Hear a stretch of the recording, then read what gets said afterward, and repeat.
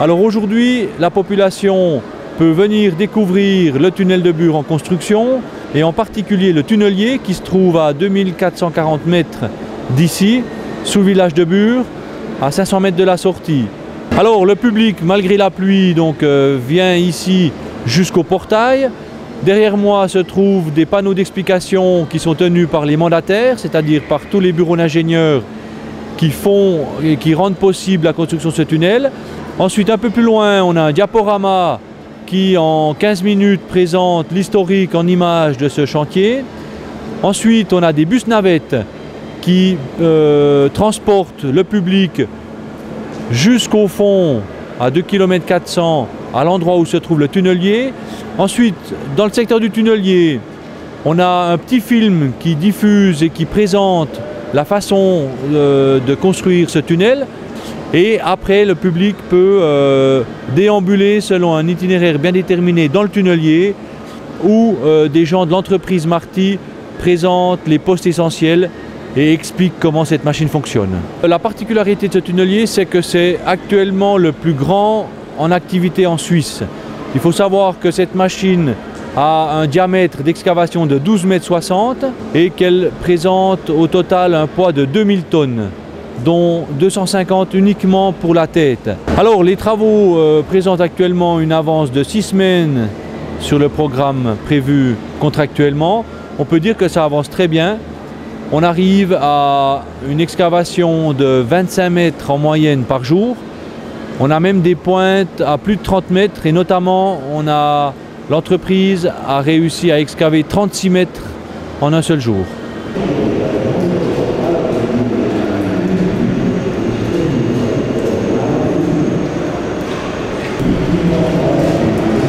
Les voussoirs qui composent chaque anneau du tunnel, il y en a 5 par anneau, plus le clé de voûte inversé qui se trouve ici au bas.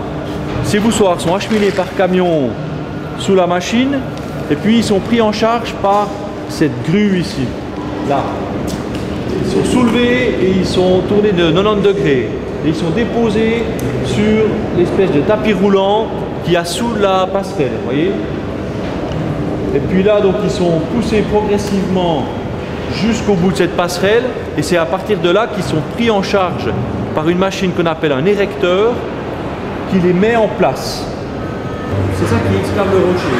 Et puis ils vont excaver les vérins s'étendent de 2 mètres.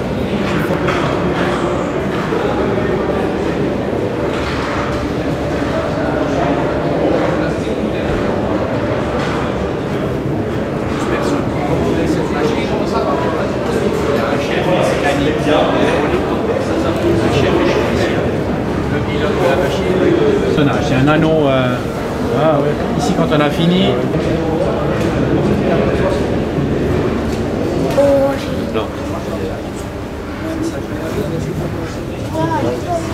Alors c'est ici le centre névralgique de la machine puisque c'est là qu'a lieu le pilotage du tunnelier.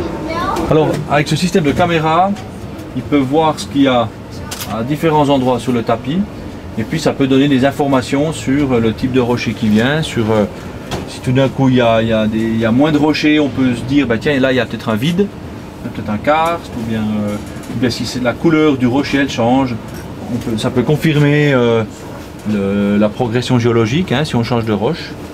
Et puis après il y a tout le pilotage des vérins puisque finalement le système fonctionne de la façon suivante, c'est en actionnant de la force par tous ces vérins circulaires qu'on arrive à faire tourner aussi la machine. C'est pas mal. Puis il s'appuie. Il se relève, toi. On va partir. Il s'appuie.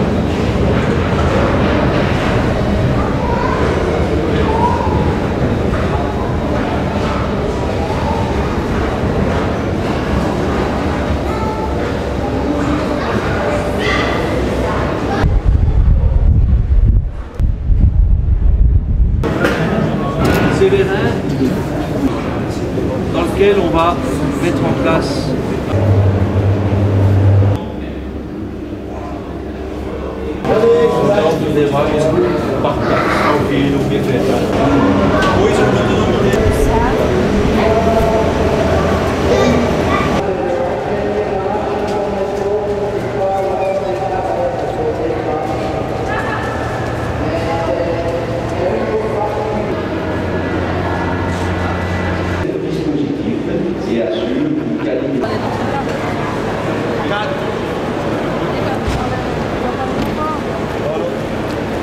Alors, le temps étant mauvais, on pensait qu'il n'y aurait pas grand monde.